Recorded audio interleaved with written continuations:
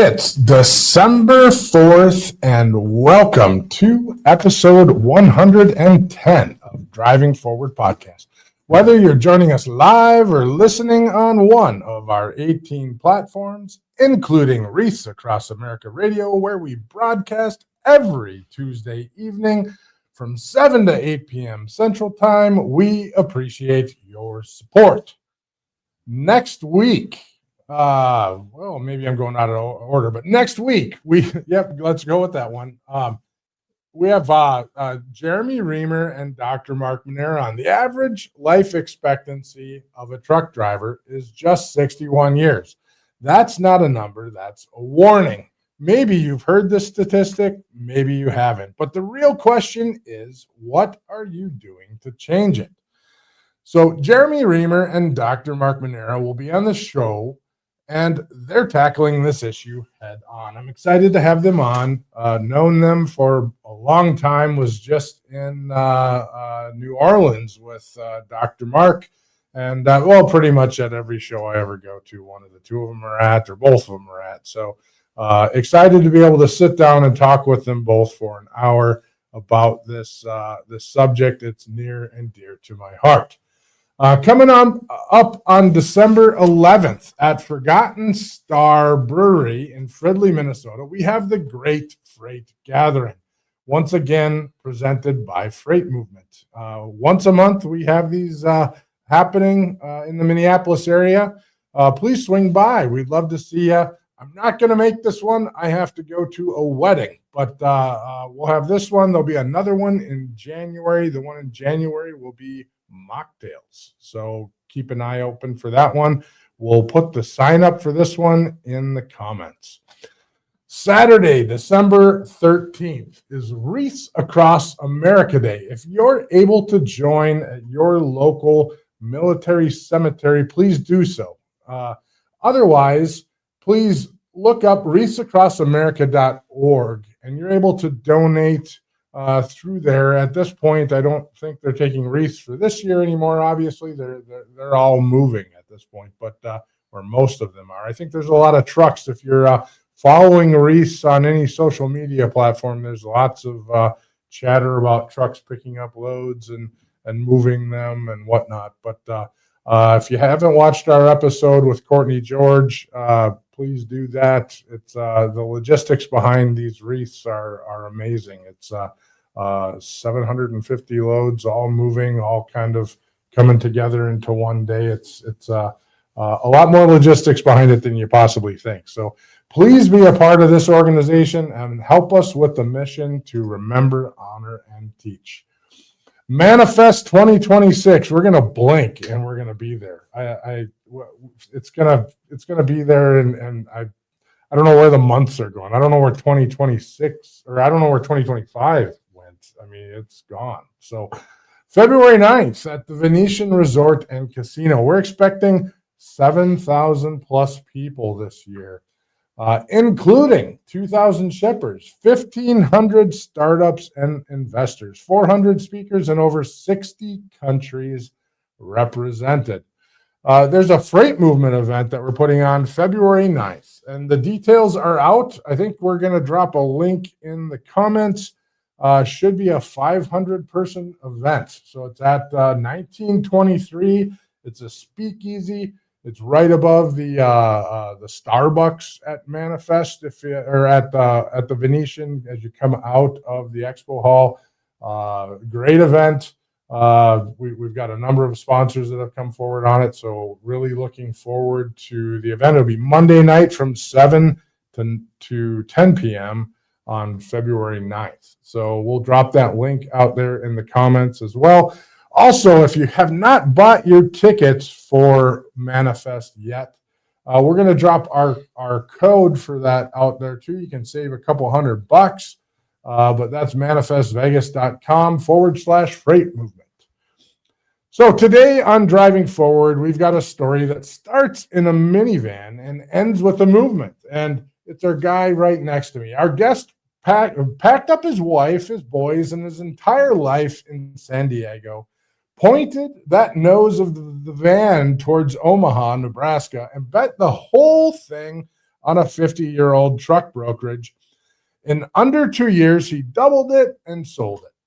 He's a former college football player and a travel baseball dad. He runs his own brokerage, turned around legacy operations, helped build a startup ecosystem at ZBox, and now he's the co-founder and CEO of Upwell, an AI-driven fintech that calls itself the Freight Bill Whisperer because they're obsessed with one mission: helping trucking and logistics companies get paid faster and sleep better. He's one of the sharpest people in freight tech and one of the loudest voices for building things in the Midwest. And on top of that, he's my friend. So, Charley Dehoney, welcome to Driving Forward. Nate, it's always awesome to spend time, but it's even better to see you in your element running your show. Yeah, fair enough. Well, this is a long time coming. We've been talking about doing this for a long time. So, and yeah. And it was always, well, if we're going to do a show, we're going to do it in person. And I think we picked this date months and months and months ago.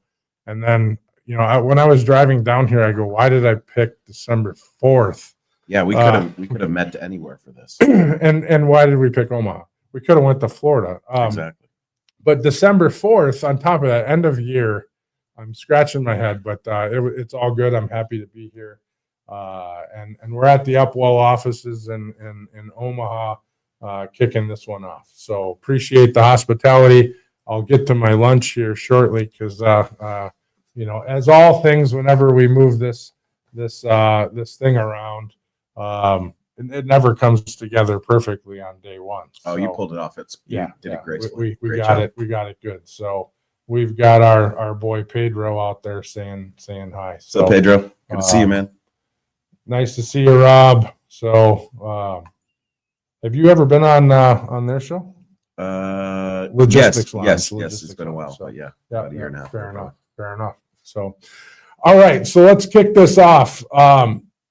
So there was I want to start in the minivan, right? So you were in San Diego, right? You lived you're kind of born and raised in San Diego, or at least I was raised there, yeah. So now there was a while back, and I don't know when, but you packed everything up and you leave in a minivan, and we'll see. I don't know if we got that, but yeah, there we go. There's the minivan. That was it. Yep.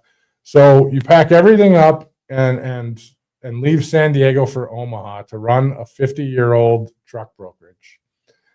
So when you leave San Diego and pull out of that driveway, what were you feeling? Now there's difference probably between what I was feeling and what I was saying to my family at the time. That's where I'm going. As the dad, you're the best image out there, and you're full of optimism and excitement. And as the human being, you're thinking to yourself like, oh, holy shit, what am I doing here? But that decision was a long time coming. My wife and I met in high school, and we stayed very close through college, and we got married early, and we decided that we really wanted to have a family, and that was something that was very important to both of us, and a driving force behind why she became my wife.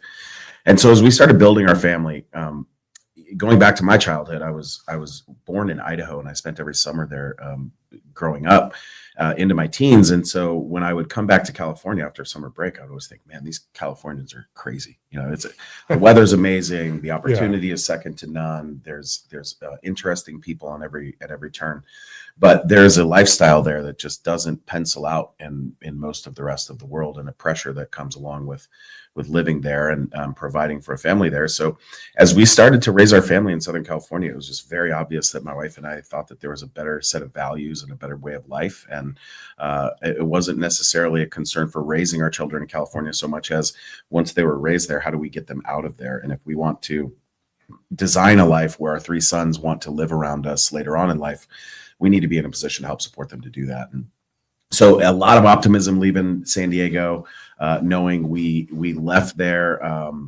early November of, I guess that would have been 2018. And so right around 7 years ago, we left. We had a nice little road trip ahead of us where we wanted to stop at a bunch of different places and see people that we knew. So there was a lot of excitement around the trip. And for me, there was just a ton of optimism on getting my hands on that business. I'd really fallen in love with the deal, and I knew there was so much room to grow in that company. And having just gotten out of about 7 or 8 years of building venture-backed startups and growing technology-based logistics companies, I thought if I could marry what I've learned and take it into this existing business that's already got some positive attributes, then I knew we could be successful. So a lot of excitement, a little bit of nerves, but mostly just had to get my family here safe. Yeah, no, I get that. So, no, that sounds good. Was there a time on the trip where the nerves were getting more nervy, where you were thinking I might have just blown up my life? I can't believe you're asking this, because I've never told you this story. In fact, I haven't really told many people this story, but when I found out about Mannings, I had mentioned I fell in love with the deal, and I had a couple of business partners involved in the deal. A great small boutique private equity group out of Southern California, and a dear friend of mine, Dan Tamkin, had partnered with Bryce Winkle, and they built their partnership with Resurgent Partners, and this was their first major acquisition, was Mannings, and so the three of us came together to do the deal, and I learned a term from my partner Dan Tamkin that a deal dies 1,000 times before it gets done. So before I packed the car, the deal had died 997 times, and I was finally confident enough that the deal was going to go through, to the point where I had put down a deposit on a home in Omaha. We had sold our home in San Diego. We had packed everything into the Mayflower and the minivan, and we were on our way. The deal wasn't signed yet, so there was a risk that probably a lot of people wouldn't have taken. But I had come to the conclusion that one way or the other, I wasn't going to provide my children the life in San Diego that I wanted to, and I needed to go forward. And so we were far enough along in the deal for me to pack everything up and go. But we took our time through early November, middle November, kind of getting out to see family, and then we landed in Colorado to my sister's house for Thanksgiving. And we were leaving the day after Thanksgiving to drive to Omaha and make the final stretch of the drive. And our home, we weren't ready to move into the home yet, because as an entrepreneur, you probably know, like you can't get funding on a home with an entrepreneur's salary. I had to wait until I was actually an employee of the business that I was now an owner of, but I had to draw my first paycheck before the bank would give us the keys. So we knew that we were going to have a couple of weeks ahead of us in Airbnbs, but the day that we were leaving Colorado, the day after Thanksgiving of 2018, I got a call from one of my partners, and they said, look, we've reached an impasse, and this deal isn't going to happen. And I asked a few more clarifying questions around, where the impasse had come from, and instantly made the decision in my mind that I wasn't going to let that small of an item be a deterrent from what I knew was going to be a big difference maker in the lives of myself and my family, and the thing that was right for the business at the time. So I acted like nothing was wrong. I got back in the car. I drove to Omaha, and the next day I woke up and I got to work, and I spent a couple of weeks solving that one minor issue and getting everybody on the same page and bringing people together, which is what I do. And within a few weeks' time, we had the deal closed, and I was off and running. Yeah. Like you said, the deal has to want to be done. That's and, right. It finds ways to not be done. And it's very, very simple to not have a deal happen. That's right. So it's very hard to get complex deals completed. So I agree with you there. So you played football at San Jose State, right? I did. Okay. Got that right. How much of the way that you build companies and lead companies and teams now is still that locker room kid, the kid that played football? And how much of it is the guy who's been punched in the mouth by real life and payroll and the business struggles? Well, I think I got to become a Division I football player, not because God gifted me these amazing talents. I mean, I was fortunate to be big enough and good enough to go play, but I think I was raised in an environment with a large family and not enough resources. I was the middle of 5 with 2 loving parents who, unfortunately, they never had the wind at their back, and there was a lot of challenges and adversity in our lives. And so I developed the ability to stay positive and execute against my goals despite other circumstances and maybe narratives around me saying that it's going to be, less possible or impossible.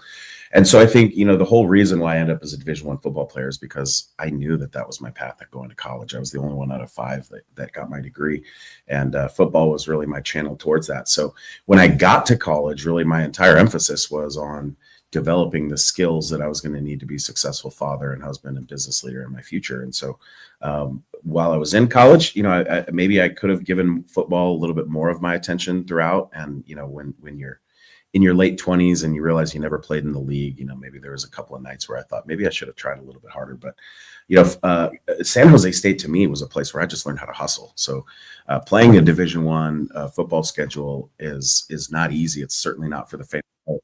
But, having an under-resourced family at home, I didn't have any kind of steady support coming in outside of my scholarship. So I picked San Jose State over a laundry list of other schools because they had a high scholarship payment every month. Being in the Silicon Valley, they paid a lot of money to us. Before NIL, college players could only get a room and board. And so it was a good stipend. But I would say, going and getting out of business, or getting out of football and getting into business, one of the reasons why logistics really resonated with me was because I found a culture at a company right out of school that really moved my sort of desire to compete forward. And I think that's how logistics lit its fire inside of me. I think that the competition, either from school or even military, when you get into it, those combine well with logistics. So I was just having this conversation yesterday about that. I think that's why so many people come from those paths. So you end up definitely seeing a lot of people, come from those areas, whether they were, a major competitor at a major school or a professional athlete or just played in high school. It doesn't matter, but you get a lot of that adrenaline and whatnot in logistics because it's regimented, that, or it can be regimented. I agree. And I think also the camaraderie and the teamwork. Absolutely. Nobody can move a stick of freight by themselves. It's inherently going to be a network of folks. It's a network of folks. It's a team effort always. There's no one single person in an office that gets the job done. There might be a hero of the day. That's right. That saves the game, but and that might be the all-star that happens frequently, but they can't do it by themselves. There's no way. So, so you've sold door to door too, right? Yeah, that's right. So yeah, I remember having this conversation with you at an earlier time. You've done small parcel, LTL, everything. So give me some ugly lessons from that. That's highlights from. Well, I would say cutting my teeth at Worldwide Express was the absolute right place for me at that time. And the senior leadership in that company, they were just looking for guys like me, guys that were just, sort of young and dumb and aggressive and willing to work. Would just go grind an insane amount of time. And so when you start your career going door to door, and at that time I was probably 325 pounds and I was wearing a business suit every day. So I was sweating through my shirts and carrying a leather briefcase everywhere I'd go. So at first, I think I tried to just recite the script as it was kind of taught to me. And they teach that script with a degree of intensity, or at least they did in those days, because I think they realized that everybody else, 95% of the people, were going to take that script and water it down and make it less intense.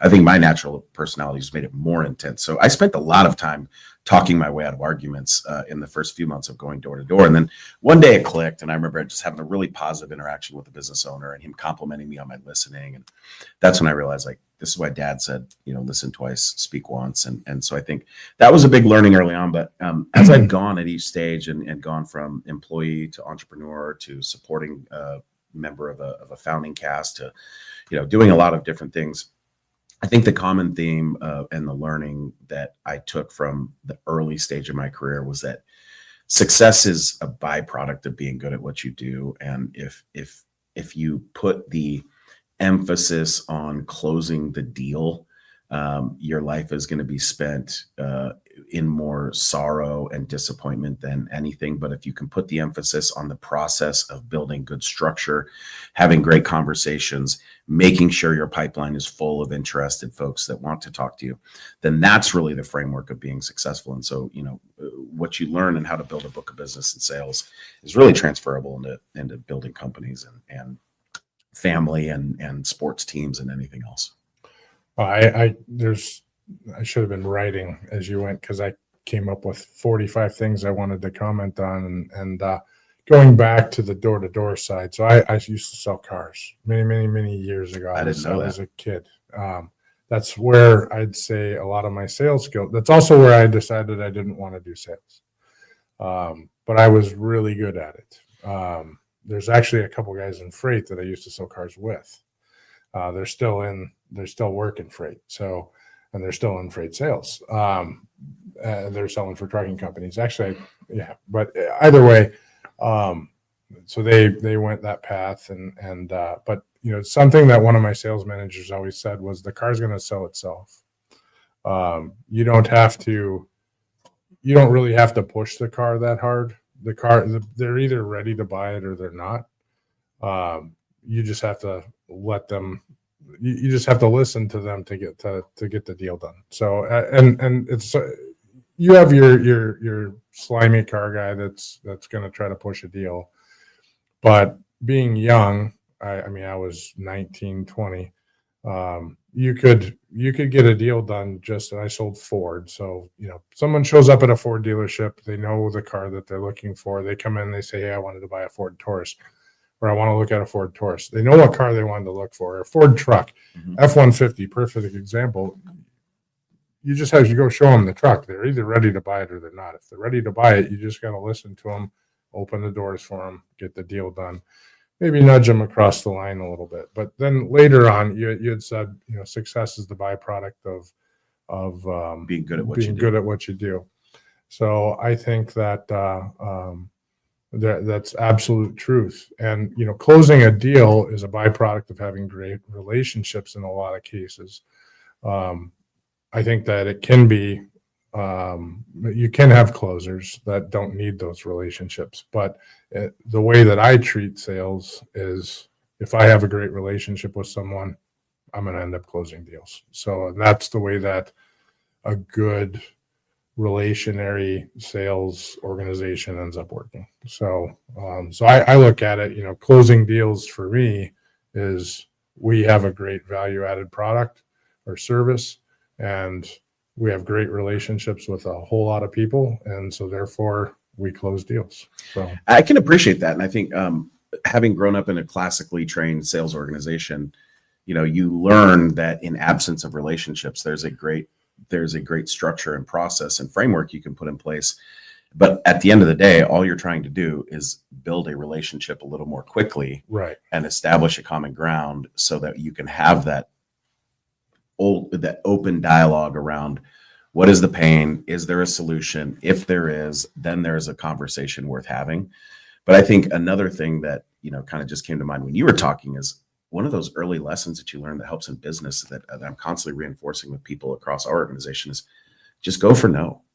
If it's not going to work, figure it out quickly and be respectful of everybody's time and everybody else's opinions. And if you disagree, but you don't think that, your response is going to net you the outcome that you're looking for, have the fortitude to let that one go, let it rest.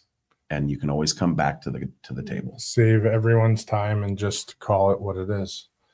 Chris Thomas, good to hear from you. Said hardworking minds there. Hardworking minds there. Afternoon, gents. So I haven't seen a Chris Thomas in a long time. So have you ever met Chris? The name sounds very, very familiar, but I'm sure if I saw his LinkedIn right now. Chris is a driver for Autumn Transport, and yes, I do know Chris Thomas.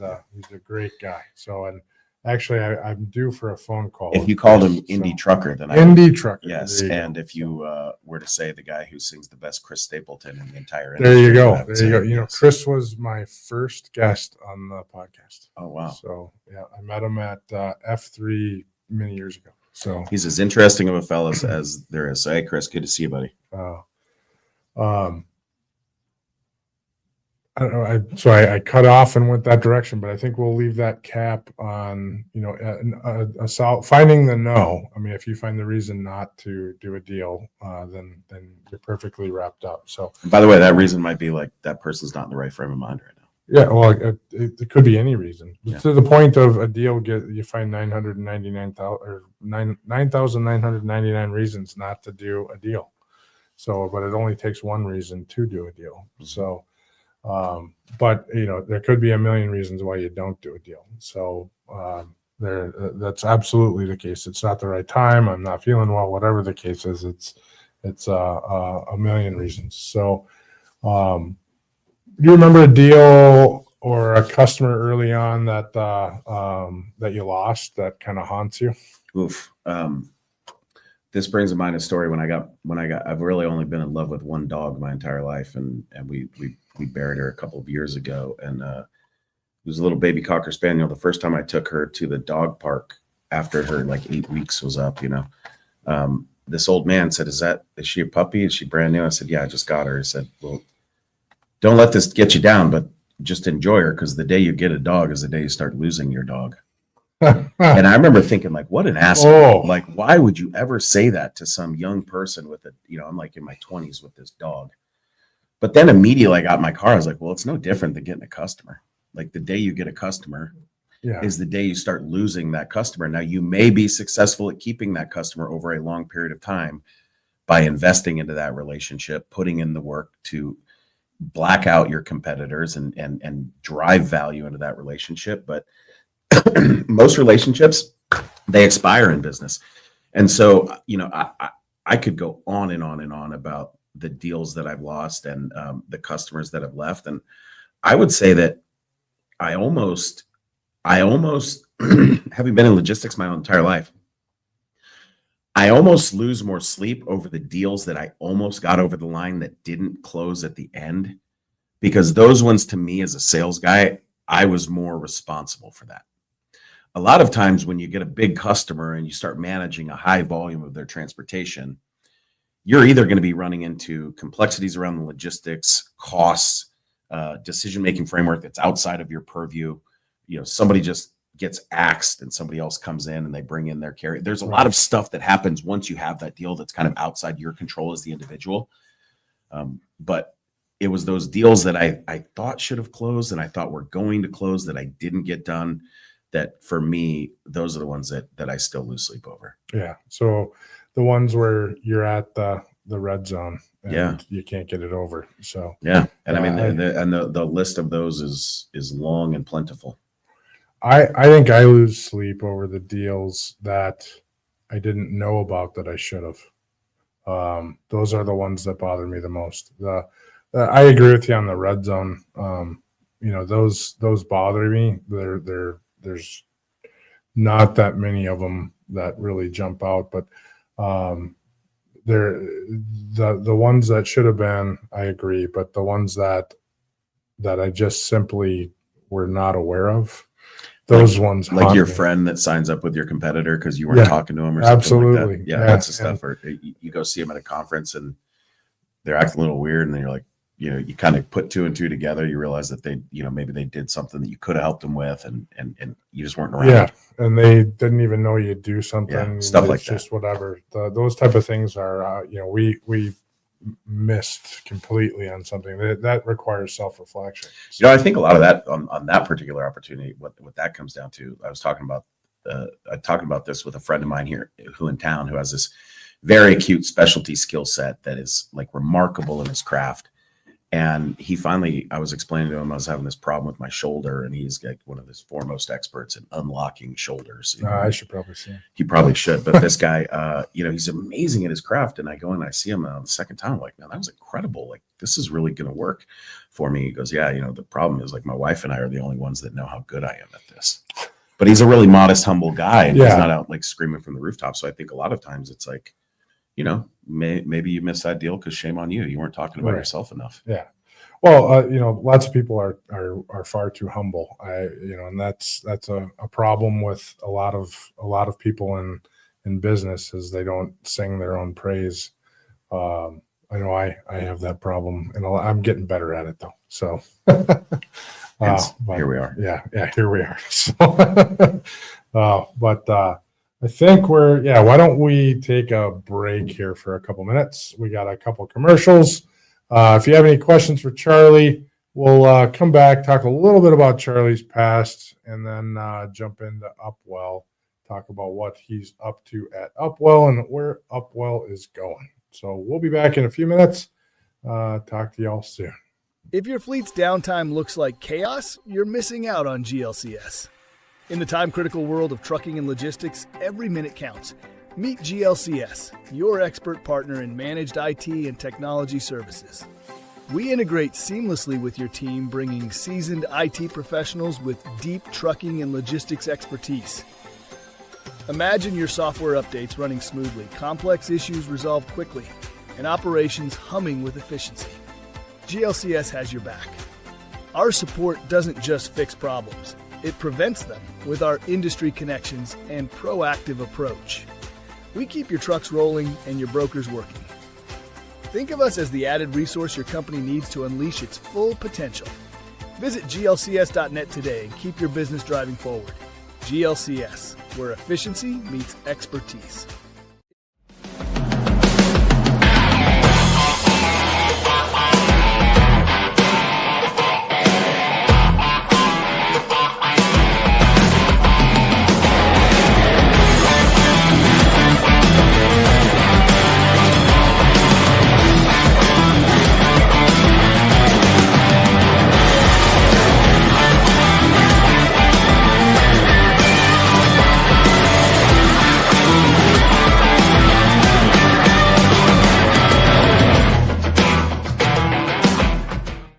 Every generation, every sacrifice. Our nation's service members have stood up for our freedom, our families, and our future. Now it's our turn to stand up for them. This year, you can honor their service in a deeply personal way by sponsoring a $17 Veterans Wreath. Each wreath is more than a symbol. It's a heartfelt tribute to the heroes who served and to the families who carry their legacy. Visit wreathsacrossamerica.org to sponsor a wreath today.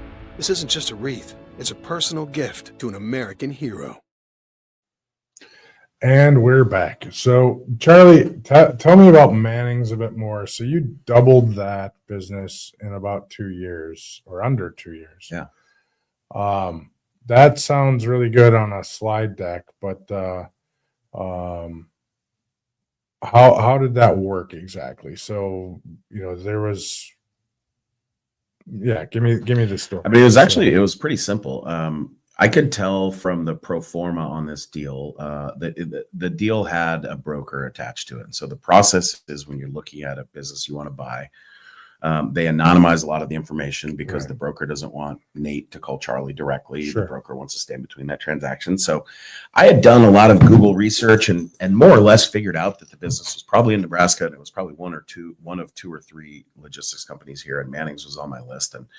And I hadn't ever considered living in Omaha. In fact, I'd never been to Omaha, but I thought to myself, College World Series, Warren Buffett, I'll give it a shot. Yeah. And so anyways, as I was looking at the deal, I could tell a couple of things. The business had been flat forever. Ed Manning founded the company in the 70s, right after deregulation. And he was one of the C.H. Robinson's first sales guys in the region. And he went out and basically, when he decided to leave, he went and got a couple of he was shipping a lot of seed corn in the C.H. Robinson days. So he went and got some popcorn customers and made a little business hauling corn. And then once he was Hamburg Island. Yeah, exactly. Yeah, exactly. Okay. So as eventually as Ed non-compete expired, he went back after all the big seed corn companies. So I could see, I didn't know anything about seed corn coming from and really agri-sciences coming from. I know way too much about it. Yeah, I mean, you have to in this region, right? And you can, from where you drove from to where you're here now, you drove past fields that have seed corn advertisement everywhere, right? Yep. So as I started to look at their customer base, having a background as a revenue leader, chief revenue officer, VP of sales type of a guy, I just wanted to see, okay, like what do their customers look like? And I saw they had some big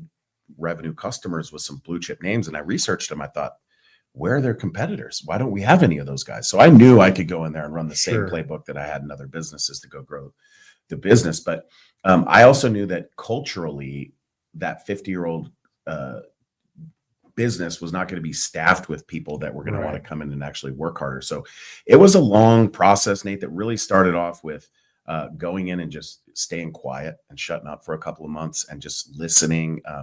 That was really foreign to that team when the owner wasn't turning freight loads every day. I was just sitting there watching and listening and trying to unblock people. And then The second step was I started to pay attention to what people were doing, and I started giving them feedback on, hey, this takes a little bit longer than it should. And then I came in and started turning some screws on how do we make this operation a little more efficient. And so by about month 6, everybody knew that Charlie's pretty serious about making some changes. And really what that did is it forced the people that were friendly to change to kind of raise their hands, and the people that were averse to it to kind of take a back seat. And so once we got the team kind of restructured to start to grow, growth started from within. And really, like, it started with changing the culture around getting that team to start quoting every load.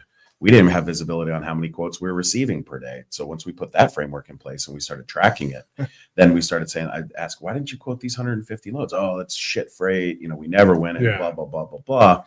But you put a fresh set of eyes on that list, a young, hungry person on that list, or maybe a new carrier sales rep that's like, you know, hey, I'll bid some of this stuff. Sure. I got carriers in this lane. And so once you start to kind of like fix the culture a little bit and you start to get people, part of that was, it was a sort of a pod structure of cradle to grave mismatch with one genius and 10,000 helpers in that operation. So we had to really bifurcate the workflow, and we had to go buy side, sell side, where we had to empower the people that were really good at pricing loads. We had to give them more power and more authority to price more loads. Because what I saw is there was always a line of people at their desk anyways asking the pricing experts on loads. So once we kind of unlocked the pricing, then we went out and we completely revamped the way that loads were sold to carriers. And what we did is went out and just did what the Chicago brokers do. And you hire a bunch of young kids that are hungry, and you give them a comp plan and let them go chase it. But then we saw, holy snap, like, you know, the baby boomers on this team that have a Rolodex of carriers in their head, once you put them on that same comp plan that junior's on, they started crushing it. So to this day, man, when I drive by the Mannings parking lot, now Fitzmark, it does my heart good to see not only is the parking lot full, but the quality of the vehicle in that parking lot will meet or exceed any big freight broker that you see out there. Sure. And so when you see these young guys that we hired, you know, fresh out of school or in their second or third job, and they're still there and they're making a lot of money and now they're leading teams, that's what it's all about. Yeah. And that's really, you know, was fixing the culture, and then they took care of the rest. Yeah. That's how I measure kind of any business that I'm running, is the evolution of the people that are there. And there's only a couple of businesses now that I've been at for the better part of a decade.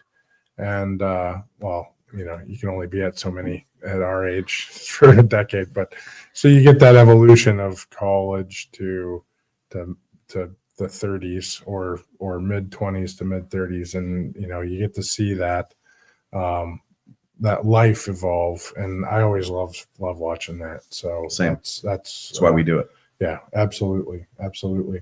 So when that deal closed, so when you sold Mannings, did that feel like victory, relief, grief, or all of the above? I mean, it was bittersweet is always the right term. And I think it's analogous to, you know, the last day of school in middle school when you'll never come back to 8th grade again, or and you see, or when you're moving out of your first college apartment and you see it empty and you're like, you get that nostalgia. The day I walked into Mannings was full of anxiety. It was freezing cold, not unlike today. And there was taxidermy on the walls, from pheasants to deer head to not a single KPI tracked in the business. The predominant method of communication was screaming at each other. It wasn't uncommon to have people like nearly come to blows. And so, you know, to kind of come into that like sort of cowboy, and I mean, the founder, the business owner that I bought the business from was the third owner, Joe Grieve. And he was a hell of a guy. And you talk about a man that left his mark on those people.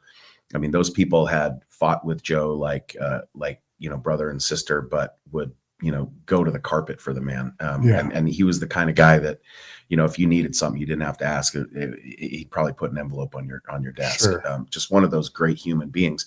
But he knew that he didn't need to optimize Mannings to the level that, you know, somebody else could, because he was making plenty of money and he had done well. And he was a simple farm kid from Iowa that was exceeding his own expectations. But, you know, as the business continued to grow and evolve, you know, the taxidermy was replaced with KPI dashboards, and you know, the team really started to level up their communication, and we started to put some of those kind of senior tribal leaders in positions where they could then start mentoring some of the younger folks. And to this day, I mean, over there, 5 years later, the core is still the same group. And that's really what I was sad about, is we sold the business during COVID. And so there had been, we had been on, like a 6-7 month path where when COVID hit, I had gotten some inside intel because the Center for Infectious Disease has a big population and big presence here in Omaha. And so some doctors that I knew in town were like telling me, and in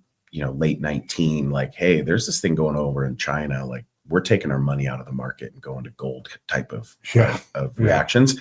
So I went to my partners and I told them in January, like, hey, this thing's probably going to shut us down for a little bit. Like, they're saying like offices are going to be closed in a couple of months. So like, I'm going to go ahead and start putting in a remote work protocol. So when nobody could get keyboards and mice and screens, we had already invested in that to put it in people's homes.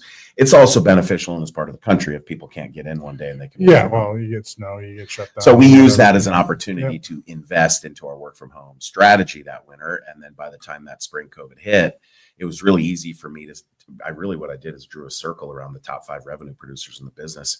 And then I said, everybody else go home, everybody else work from home. We're going to support these 5 people. So we come back really a couple of weeks before I announced the sale. So I was working on the sale, the back half of it. And I think that was one of the things that really was hard was, that team loved each other. And by default, I got to feel some of that love by being the leader. And I was scared, man. I mean, I'd moved my whole family here and there's not a ton of jobs for a freight nerd like me in Omaha, Nebraska. And I didn't know anybody at that time either. I'd been there less than 2 years. So there was a lot of uncertainty, but a lot of optimism. And I had a great role with the acquirer, waiting for me. So that obviously made it a little bit easier as well. So, so after that, you ended up with Z-Box for a little while. And unless you really want to dive into Z-Box, we got maybe 20 minutes left. So I'm going to skip right into Upwell because it's obviously the important one. So, thank you. So you could have picked any problem in freight, why AR and billing, and what did you see over and over again that said that's why you need to jump into it? So going back to my first job out of college, this AR problem has always been front and center to me. At Worldwide Express, we were one of the first folks to get people shipping online. They in 2003, people were still handwriting their airway bills with FedEx, UPS. So when we would bring in Airborne or DHL, we'd give them online web shipping, which Worldwide Express still calls speed ship. Well, speed ship for those of us that were out in the field in those early days, like I was a master of that thing. And I learned every bell and whistle that I could possibly configure to make my customer's life easier. And one of the things that they taught us right out of school in terms of the qualification on how to build the business case for switching vendors in shipping, we would ask a lot about the back office. And we'd say, is there ever a time where you need to put a reference on an airway bill number so somebody in the back can allocate that cost? And what we found was that every FedEx bill we'd ever look at would have this little matrix with the cost code over here and a dollar amount over here. And, Sally or Peggy was in there like drawing this thing up every week so she could go back and allocate her costs. And so if we could get the CFO bought in on the idea that, hey, we'll build in a reference set for you, we'll make it mandatory. Nobody will ship anything without a cost allocation on it. And we'll tie it directly back to your GL code. I started talking accounting because I liked selling to CFOs when I was young anyways. I felt like the president was going to be harder to deal with. The CFO was black and white. If 15 is less than 18, I got a chance. Yeah, you got a chance. Yeah, so I learned how to sell to those guys early. I learned the value. But then when I left Worldwide and I became my own boss, I'd saved up some money and I'd started a freight brokerage business out of my house. My wife was still working. She was supporting me. And then it wasn't until about year 2 when she left her job and came into the business and started explaining to me why my business was growing, but my bank account was shrinking. And it was really of that working capital, the delta between the AP and the AR. So I didn't want to hear that, Nate, from my wife. I wanted to keep going and keep growing. Eventually, I hired a fractional CFO that was like a black belt Six Sigma guy. He came in and told me the exact same thing. And then that's when I realized, okay, we've got a problem.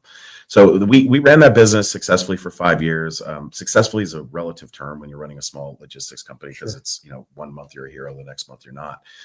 But when we eventually sold that business, we had really had a couple of tough cycles where we were growing quickly. Our AP was out we were out in front of our AP and our AR would fall behind. And when I would get on the phone with these customers early in my career, Nate, they would always say the same thing, like, I never got that bill, or it was missing some information on it. So I would hear that, it would resonate with me. I saw the same problems when I was building Cargomatic and Airspace and Mannings. I always knew that if you can nail that bill, you're in a pretty good spot. And then when I was trying to automate a bunch of the stuff in the back office at Mannings, I realized, like, man, there's just nothing out there that I can buy off the shelf that works for freight, that knows what a bill of lading is and a document. So I had that in the back of my mind, but it wasn't until I had one stop between Upwell and ZBox, and I was a CEO of a freight marketplace called Freight Mango, where we had to build our own invoicing solution. And so it was there when I was like, man, this is still a problem. But then when I was at ZBox, I saw steamship lines, freight forwarders, trucking companies, and railroads all have the same problems invoicing shippers. So that's why I started Upwell, is because, if the same problems plague the largest enterprises in our space and the smallest entrepreneurs, those problems should be solved, and they should be solved structurally. And so what really, really piqued my interest was, early on in my career, there was no such thing as an accounts payable portal. You would just either mail an invoice, and emailing an invoice was even something people were resistant to for a long time. And then, once email invoices took over, then it was like these accounts payable portals just showed up one at a time. And next thing you know, it's like brokers and carriers and logistics service providers are swivel chairing between 50 or 60 of these portals, and they have no idea where their payments are stuck. And you layer that on top of the fact that every shipper has their own nuanced requirements on what they need to see on an invoice to pay it on time. It was just something that I knew to myself, like, man, this could be a really big business. And my job at the time was working with large corporates and helping them access early stage technology. So I was seeing, in 2022, 2023, corporates were buying more software from startups than they ever had before. And AI was a whisper at the time, but it was coming. And so that's when I really started to tinker around about the middle of 22 with what would an order to cash platform for logistics look like if I wanted to make bill trust for freight. What would need to be different about that? And then October of 22, ChatGPT 3 came out, which was the first commercially available model. And my partner and I separately started, from different parts of the country, started messing around with AI and ChatGPT. And that's when I knew I needed to start this business, because if I didn't, somebody else would, and I would have a lot of regret. Yeah.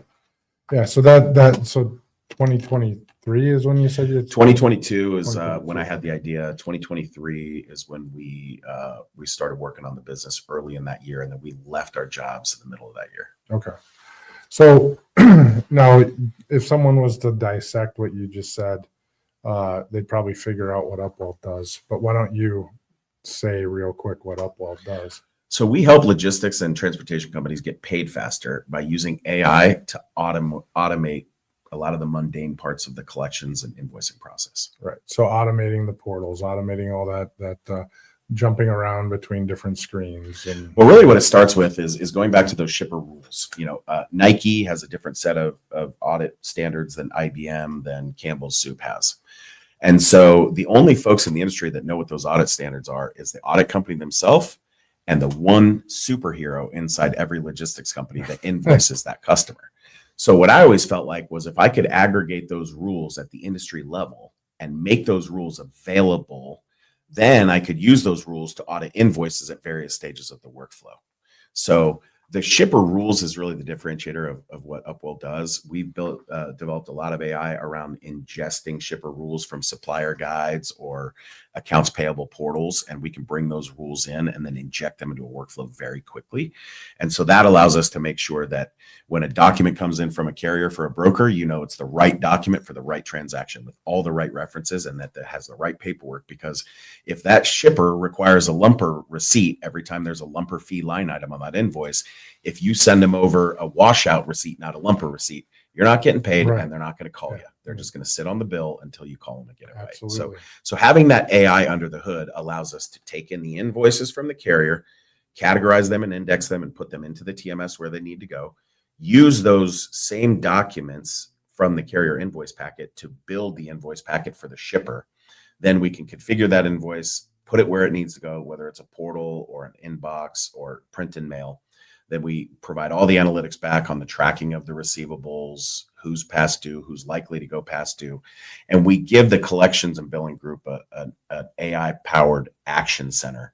It's like a CRM that has all their customer billing data, the contact information, and also has a log of all their open invoices and a place where they can go in and action anything. So if a shipper doesn't pay a bill because it's missing a reference or it's missing a document, that can be actioned and resent directly from Upwell. So it saves that team from going into their TMS, their accounting software, their ERP, and all these AP portals. It gives them one place to live to execute those things. So in the accuracy of all the data as it flows through is to what level? As accurate as you're going to get. So it's, it's garbage in, garbage out. But every time we bring data in from one source, we're going to grab a picture of it. We're going to put it in Upwell, and we're going to look at that picture of it in Upwell and see if it matches. So what we find is as data moves from a TMS to an accounting software and then eventually lands in Upwell, it's that game of telephone where you get the opportunity for that data to have discrepancies.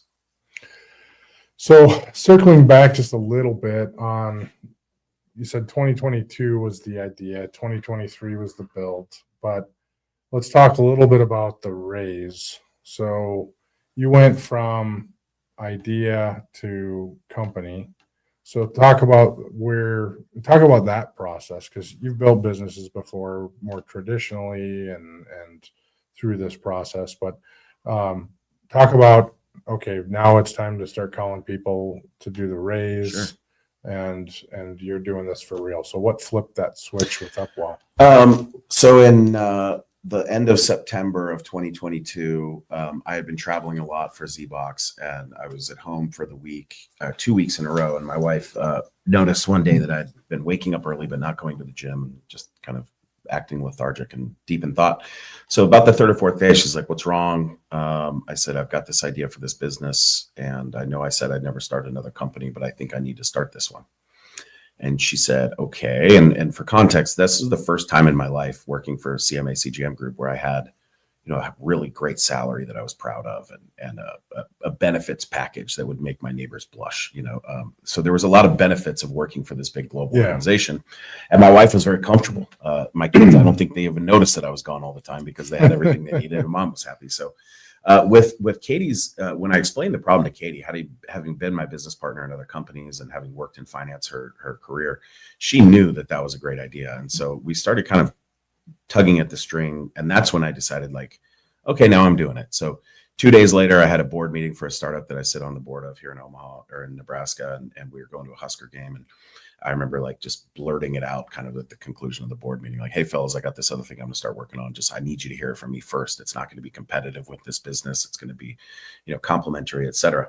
And so as I started kind of speaking it into existence, immediately, friends and investors started saying, "Well, I'd love to get involved with that." So that gave me the confidence in knowing that, hey, when I'm ready to go raise money, there will be money there. Mm-hmm. But let's really validate this idea. In my younger years, Nate, I would have an idea and I'd rush to go make a logo and a website, business cards and all this shit. Do it the wrong way. Yeah. But then with this, like, I wouldn't even allow myself to give the company a name for 6 months because to me, it's a smart invoice generator. I've really got to vet out this product. So you start whiteboarding, you start thinking about it. And then what I did is I took the time to talk to 50 or 60 people, CFOs, CEOs, people that knew what they were talking about.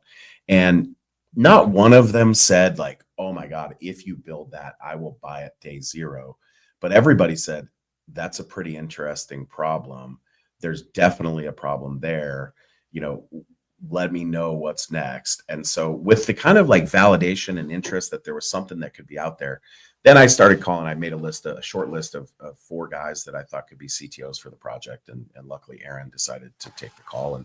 And then, once you got somebody else that you're talking to about it, then it's like, okay, now we've got something here. And then that was October. By late December, I had developed enough of an idea around what the MVP product could look like, what the initial customer profile would look like. And I had enough conviction from potential buyers that, I could get something out there and people would pay for it. So then I went to Manifest in February of 23. And I was running ZBox there. We had 100+ startups in attendance, and I was really, really spread thin.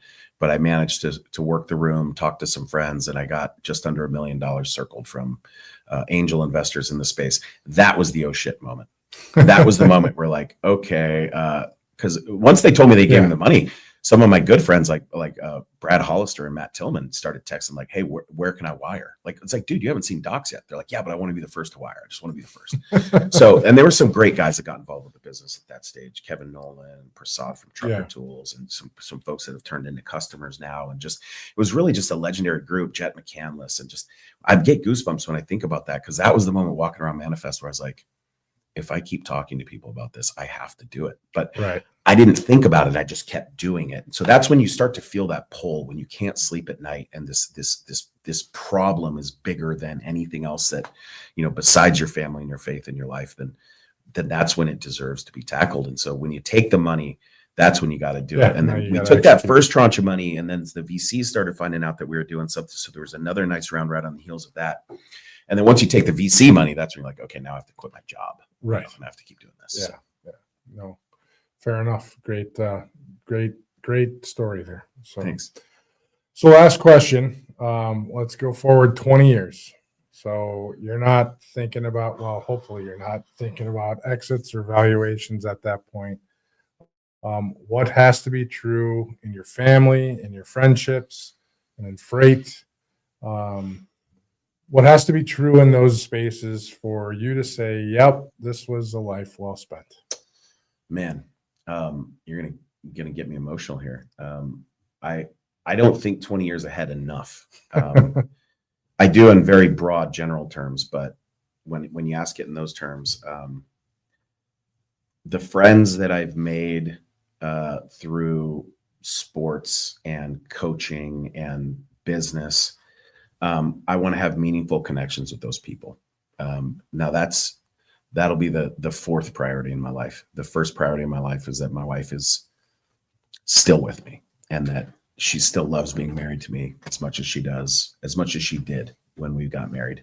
Hopefully I can get her back there someday, because our marriage has not been easy on her. And I've done my best to treat her right, but it's not easy to provide all the time, and to give a woman that deserves an easy life. And so she's never asked for an easy life, but if she's still with me from 20 years from now, that means that something was good. I want to be incredibly close to my kids. My sons are everything. So I say I'm a travel baseball dad, not because I know what I'm talking about or I was any good at baseball, but that's what my kids love to do. And that's what I love to do as a result. So an investor asked me recently in a recording, if you had a weekend and the business is going great and the family was happy and it's just you and you could do whatever you wanted for a weekend, don't say anything with your kids, what would you do? I was like, man, if it couldn't be my kids, it'd probably be another group of kids. I'd probably just try to go get a bunch of kids lined up and go coach them in a sport somewhere and take them to a place they've never been and show them an area that. So I would say that if my boys are still coming to me, asking me questions and valuing me as a person in their life, as a resource, and their friends that I've coached are still showing up, you know, if anybody calls me coach at that stage, I would say, that's going to be a life well lived. And from a faith perspective, if my boys are living and exuding the faith that they've been taught, and they're spreading the love of Jesus and turning into great fathers and community leaders, then I don't even need to last 20 years. I could see it from up there, and I'll be happy. Sure. No, it's a wonderful answer. I appreciate that answer. And to go with I know you and I had met at a bunch of conferences, but some time ago we met in Kansas City, and you came with an army of boys. So that you were down there playing baseball and there's all these 13, 12-year-old kids, whatever, that come flying around. They're all super respectful and nice. So that was a good experience for me. So, but well, that says something about the Nebraska Twisters. If they did not impress you, then those kids would have a different conversation. No, that was a good meeting of them, and it was a glimpse into what you do outside of work. So, and I appreciated that. So, well, it was a great, as always, an hour goes by super fast. We could have sat here and chatted for for 5. We got to go see you some know, customers. Yeah, exactly. We got work to do. We got some stuff to do. So appreciate the time. So, if there's a thread running through this whole conversation, it's this: the industry rewards the people who are willing to bet on themselves and then do the work, the absolute brutal work after that big bet. We talked about packing up someone's life and moving across the country, taking over a 50-year-old freight brokerage, staring down payroll, and realizing that growth is meaningless if your cash is trapped in receivables and your back office is hanging on by a thread. We talked about small and mid-sized brokers who can win if they get honest about their processes, their tech, and their numbers. And under it all was a simple idea. AI, tools, and platforms don't replace courage, they amplify it. So if this hits you in the gut, just a little, that's good. Now go fix something inside your own 4 walls. So stay curious, stay informed, keep pushing the boundaries of what's possible. Until next time, drive forward with purpose and innovation. Thanks for watching.